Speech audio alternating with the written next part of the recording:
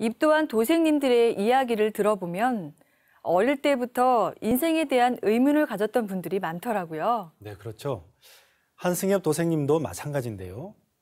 10살 무렵부터 이유는 알 수 없었지만 좀 더 좋은 세상이 있을 것이라는 것과 그런 세상을 만들어야 한다는 생각을 하곤 했습니다. 11살 때 아버지가 돌아가시면서 한 도생님의 의지는 더욱 강해졌는데요. 몸과 정신을 수양하는 수행으로 관심이 이어졌습니다. 다양한 책을 통해 우리 민족 고유의 수행법이 있다는 것도 알게 됐는데요. 가족들과 수행 관련 강연회를 찾아다니기도 했습니다. 네, 아버지가 돌아가시면서 수행에 관심을 가지게 된 건데요. 상제님 진리를 만난 계기가 궁금합니다. 네.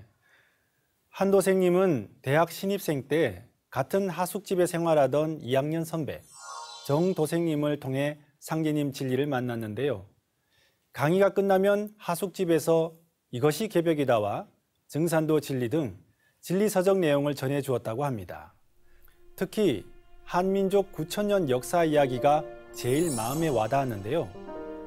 우리나라가 전 인류의 종주국으로 자랑스럽고 찬란한 역사를 가졌다는 사실에서 희망과 용기를 얻었습니다.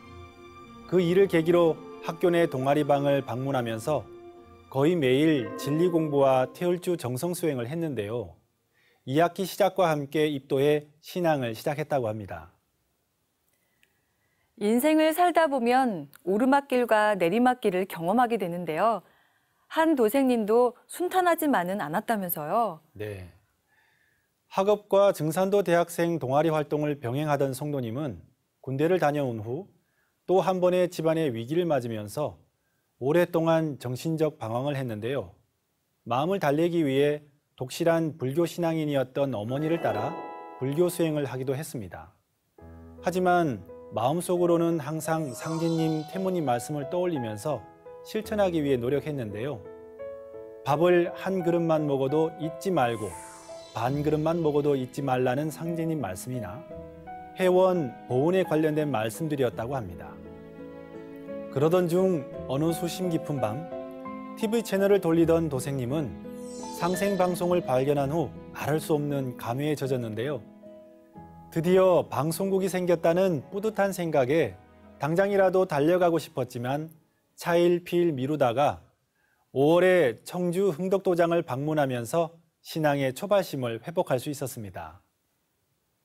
종도사님께서는 증산도 신앙을 하면 인간의 근본을 알게 된다라고 말씀해 주셨는데요.